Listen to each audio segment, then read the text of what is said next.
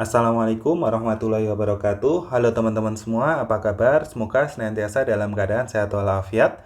Kembali lagi bersama saya di Math My ID. Kali ini kita akan melanjutkan pembahasan soal penalaran matematika UTBK tahun 2025. Soal ini dari soal-soal yang beredar di internet. Infonya sih soal asli UTBK tahun 2025. Semoga bisa jadi tambahan referensi untuk belajar persiapan menjalani UTBK tahun 2025 ini, atau mungkin kalau dibuka di tahun-tahun berikutnya, semoga bisa jadi referensi untuk belajar kayak begitu. Meskipun nanti di tahun 2025 ini aja biasanya trennya kalau penalaran matematika itu banyak soal-soal yang baru. Jadi seringnya nanti soalnya juga akan ganti kayak begitu. Jadi jangan langsung 100% menghafalkan jawaban yang sudah ada, tapi pahami konsepnya dan pelajari lebih mendalam terkait materi-materinya untuk bisa mengerjakan soal-soal yang lainnya yang setipe kayak gitu. Jadi harapannya dengan ini bisa membuat pembelajaran lebih fokus ke materinya, bukan untuk menghafal jawabannya. Oke, langsung saja kita lihat pertanyaan ceritanya. Kertas berpetak memiliki ukuran 8 dikali 8 petak. Pada baris pertama, petak pertama yaitu paling kiri ditulis dengan bilangan 1. Petak kedua bilangan kedua, petak kedua bilangan 2, petak ketiga bilangan 4, petak keempat bilangan 8, demikian seterusnya hingga petak ke-8 ditulis 128. Pola barisan kedua mengikuti pola barisan pertama yang dimulai dengan bilangan 256 dan seterusnya sampai ke 8. Oke, kita buat ilustrasinya dulu aja kali ya. Kita buat dulu kertas berpetaknya. Oke, ini kertas berpetak ukurannya 8 kali 8. Oke, jadi ceritanya di sini nanti kertas berpetak ini dari baris pertama yang paling kiri, pada baris pertama petak pertama, baris pertama petak pertama.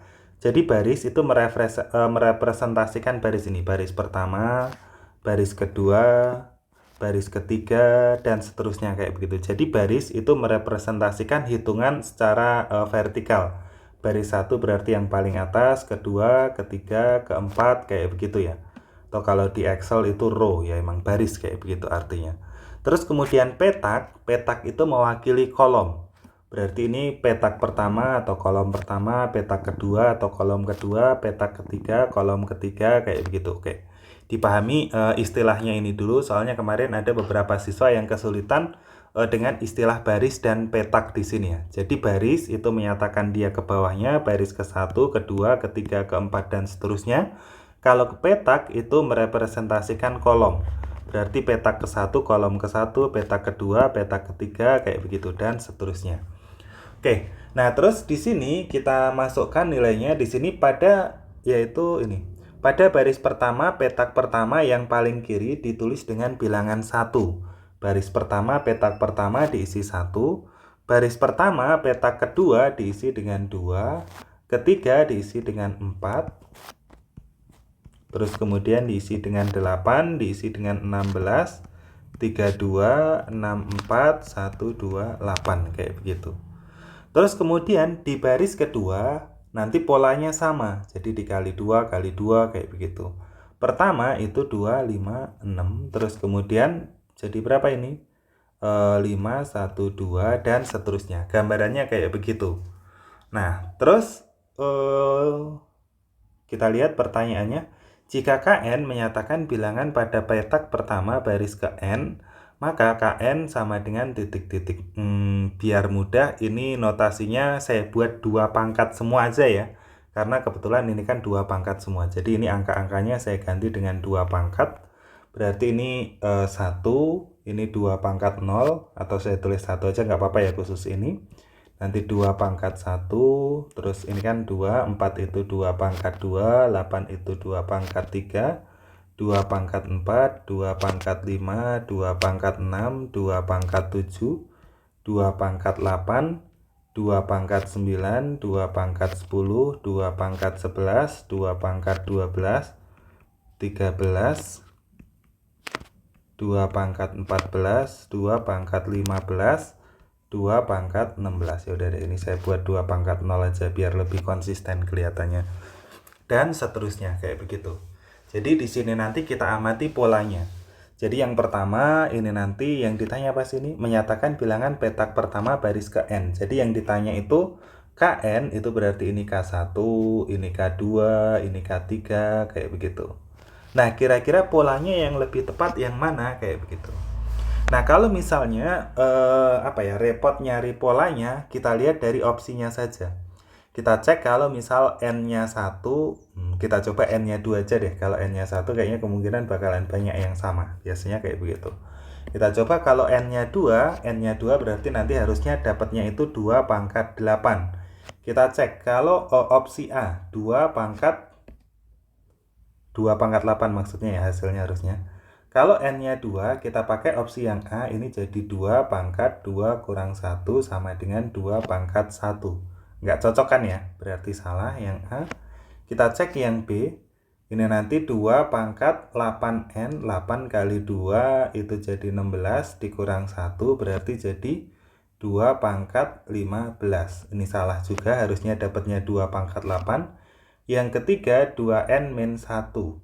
2N min 1 berarti 2 kali 2 dikurang 1. 4 kurang 1, 3 doang. Ini salah.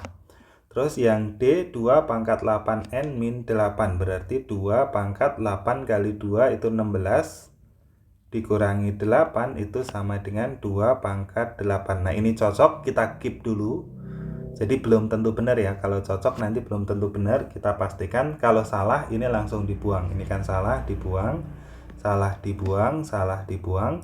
Tapi kalau benar itu belum tentu diterima, kita keep dulu. Kita cek opsi yang lain dulu.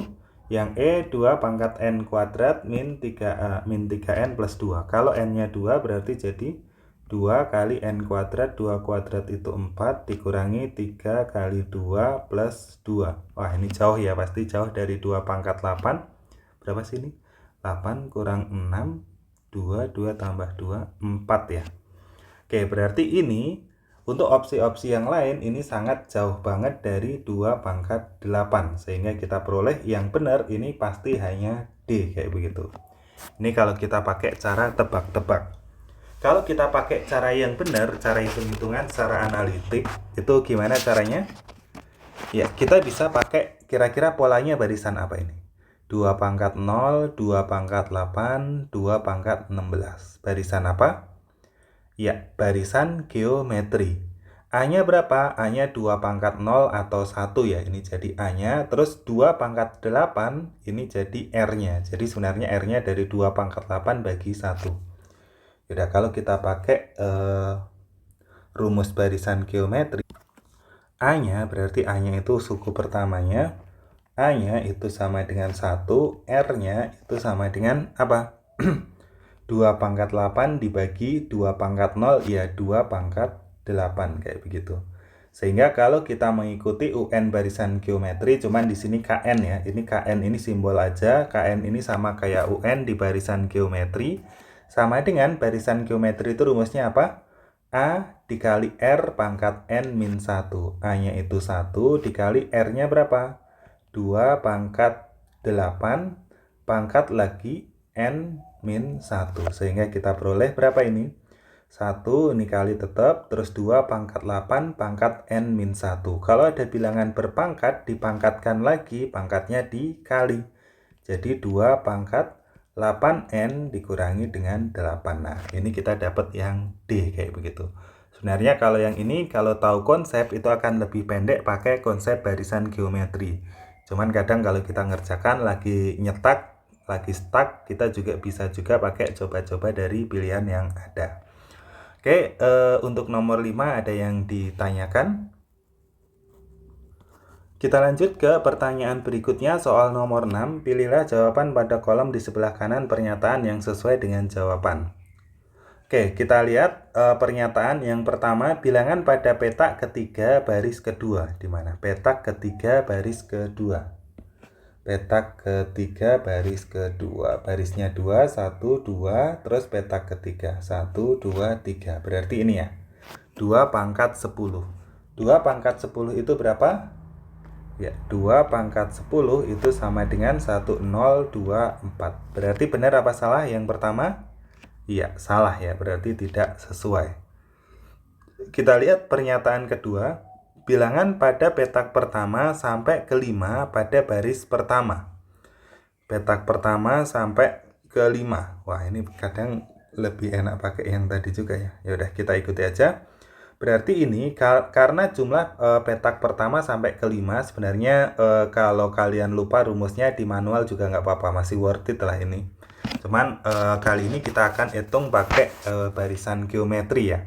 Berarti ini kan 2 pangkat 0, 1, 2 pangkat 1, 2 pangkat 2. Ini kan membentuk barisan geometri dengan A-nya itu 1, rasionya berapa? 2 pangkat 1 bagi 2 pangkat 0 ya 2, kayak begitu.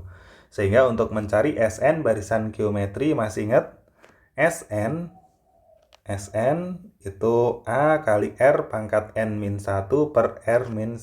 Nah, ini yang ditanya jumlah bilangan pada petak pertama sampai kelima, berarti S5 sama dengan A-nya itu 1 dikali R-nya berapa? 2 pangkat N-nya 5 min 1 per 2 min 1, kayak begitu. Sehingga kita peroleh berapa ini?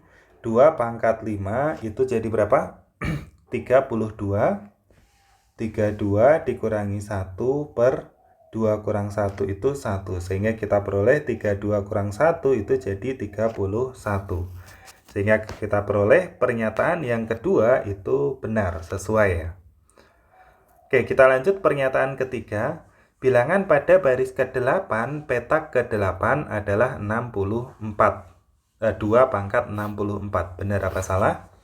Kita cek di sini, ini kita lihat dari yang paling kiri. Atau kita bebas sih mau jalanin yang kiri apa yang kanan. Yang kanan aja deh sekalian. Berarti kita jalankan. Nah, kita lihat polanya. Setiap turun satu baris, itu pangkatnya ditambah 8. Gitu kan ya, coba kita lihat. Ini 2 pangkat 0, 2 pangkat 8, 2 pangkat 1, pangkat 9, 2, 10, 3, 11, 4, 12. Intinya nanti setiap turun satu baris, itu nanti pangkatnya ditambah 8. Berarti gimana ini? 2 pangkat 7, 2 pangkat 15, 15 tambah 8, 23, terus berapa ini? Dan seterusnya. Udah deh. Ini 2 pangkat 23, 2 pangkat 31, 2 pangkat 39, 2 pangkat 39 tambah 8, 47, 2 pangkat 56, 2 pangkat 63, kayak begitu. Ternyata pada baris ke-8, kolom ke-8 itu bukan 2 pangkat 64, tapi 2 pangkat 63. Sehingga pernyataan yang ketiga ini salah ya, yang ketiga ya. Oke, sampai sini ada yang ditanyakan? Kita lanjut ke soal berikutnya, soal nomor 7. Hasil bagi bilangan pada petak pertama baris ketiga dengan bilangan pada petak kelima baris kedua adalah titik-titik. Nah, berarti kita harus melihat lagi tadi datanya. Kita pindahin dulu ya petak-petaknya tadi, kita buat di sini. Oke, ini angka-angka dari yang petak-petakan yang udah kita buat tadi. Nah, sekarang yang ditanya adalah hasil bagi bilangan pada petak pertama baris ketiga. Petak pertama berarti ini kolom pertama. Oke, kolom pertama itu di sini petak pertama, lalu baris ketiga berarti yang ini ya.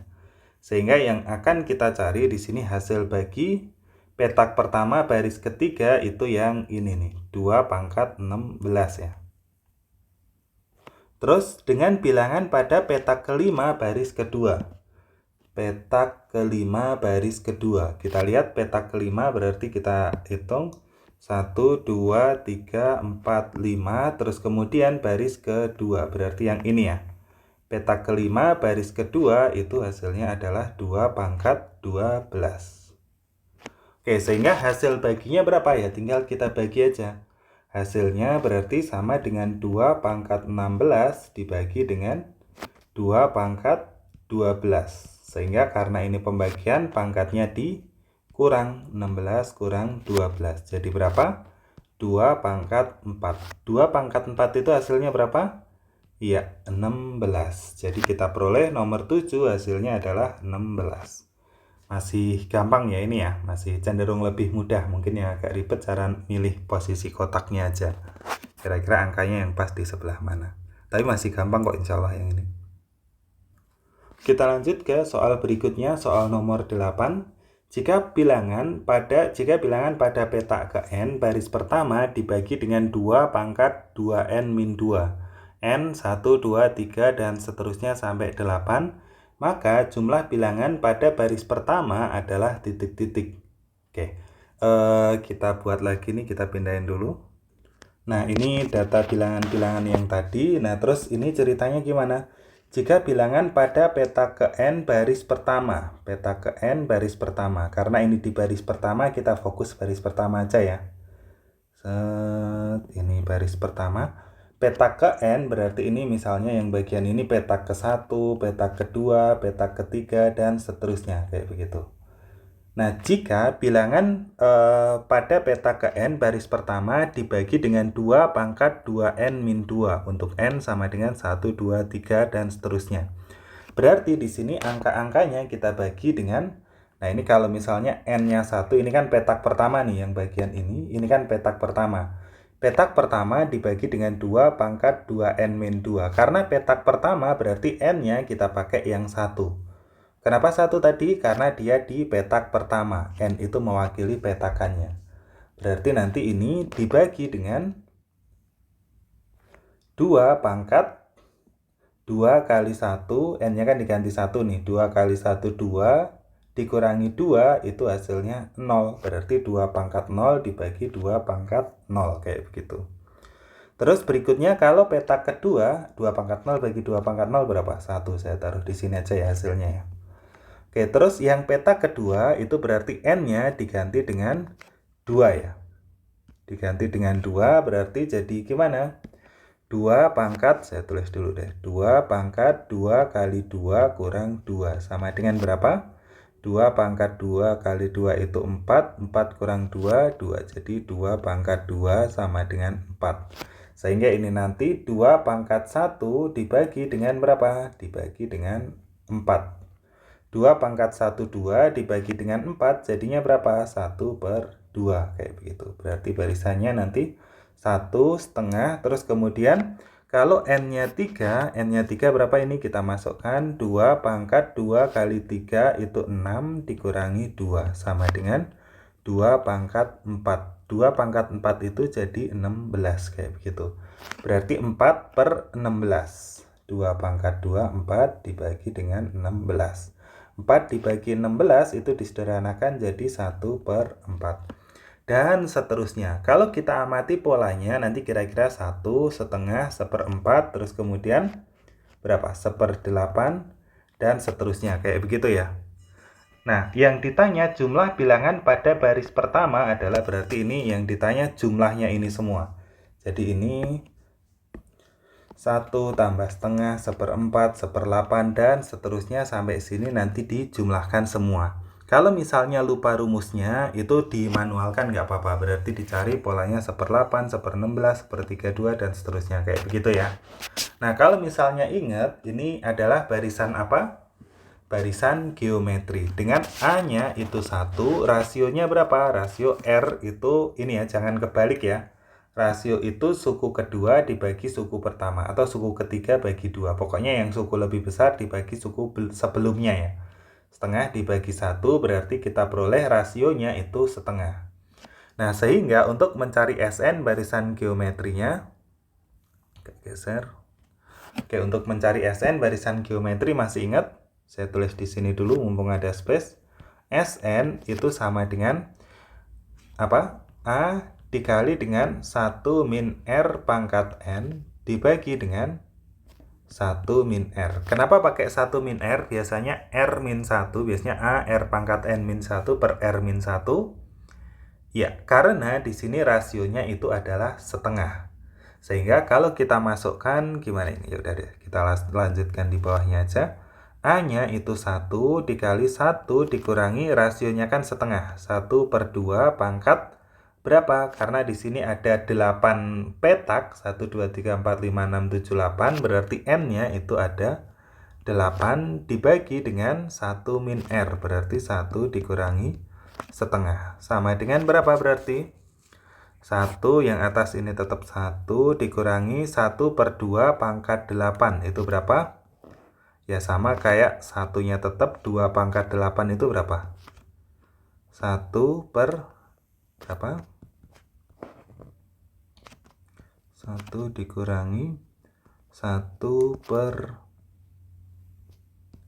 2 pangkat 8. 2 pangkat 8 itu kalau 10, 1024, 512, 256 ya. Oke, 1 per 256 dibagi dengan setengah kayak begitu. Sehingga kita peroleh 1 kurangi 1 per 256 itu, saya buat space dulu. 1 dikurangi 1 per 256 perlu samain penyebut nggak? Ya udah kita samain. 1 itu kan sama dengan kita samakan sama-sama per 256 aja ya. Nah, 256 bagi 1 kali 1 berarti jadi 256 dikurangi dengan, nah ini 1 per 256, 256 bagi 256 tetap 1 kali 1 hasilnya 1. Dibagi setengah kita ubah menjadi bentuk perkalian berarti dikali 2 per 1 kayak begini. Sehingga ini bisa dicoret dulu ini dengan ini sehingga ini jadi 256 bagi 2 itu 128. Oke, 256 dikurangi 1 itu sama dengan 255 per 128 ya. Sehingga kita peroleh jawabannya yang mana? Yang B ya, 255 per 128. Oke, mungkin udah kan ya yang cerita ini udah nggak ada lanjutannya. Oh ya, udah ganti cerita lagi. Oke, mungkin sampai sini dulu untuk pembahasannya. Jadi seperti sebelumnya, ini saya bagi-bagi setiap cerita karena kalau langsung saya gabung video yang panjang itu nguploadnya agak susah. Jadi lama banget kemarin waktu ngupload. Jadi nanti saya bagi-bagi per cerita aja. Seperti sebelumnya kita review topiknya. Jadi topiknya di sini nanti tentang pola bilangan sama ini ya, cara menentukan baris sama kolom. Idenya sih sepertinya setipe sama ide-ide matriks gitu, cuman nggak secara eksplisit matriks dan nggak ada operasi-operasi matriks. Cuman di cara penempatannya aja, menentukan baris, menentukan kolom kayak gitu, basic-basic banget di matriks. Atau sebenarnya logika biasa aja juga nggak apa-apa sih, nggak pakai ide matriks. Yang penting dipahami dulu yang dimaksud petak, yang dimaksud baris kayak gitu. Pahami terminologinya, istilah-istilahnya terlebih dahulu. Nah, terus berikutnya mengamati pola. Jadi ini topiknya pola bilangan. Jadi kalau ke kanan polanya gimana, ke bawah itu polanya bagaimana. Terus habis itu setelah ketemu polanya, menyusun persamaan umum pola bilangannya. Yang lain berikutnya ini juga tinggal milih-milih posisinya aja. Ini cenderung lumayan mudah sih yang nomor 6. Nomor 7 ini masih biasa ya, memilih posisinya. Oh, nomor 7 yang dimaksud yang lebih mudah. Nomor 6 tinggal kita ikuti aja. Nomor 7 cuman menentukan posisinya aja ya. Nomor 8 ya ini pola bilangan barisan geometri. Oke, paling itu ya. Jadi topik utamanya pola bilangan, khususnya di sini di barisan geometri, diperkuat lagi rumus-rumusnya, UN, SN, terus sama cara menentukan A, R-nya kayak begitu, sama penerapannya di soal. Terus cara implisit juga ada ini operasi bentuk pangkat, jadi nanti dikuatkan lagi operasi bentuk pangkat atau eksponensialnya. Oke, mungkin cukup sekian dulu pembahasannya. Semoga bisa bermanfaat, semoga dimudahkan dalam menjalankan ujian, semoga bisa diterima di pilihan pertamanya masing-masing. Oke, dari saya, apabila ada kurangnya mohon maaf. Kita cukupkan dulu. Akhirul kalam, wassalamualaikum warahmatullahi wabarakatuh.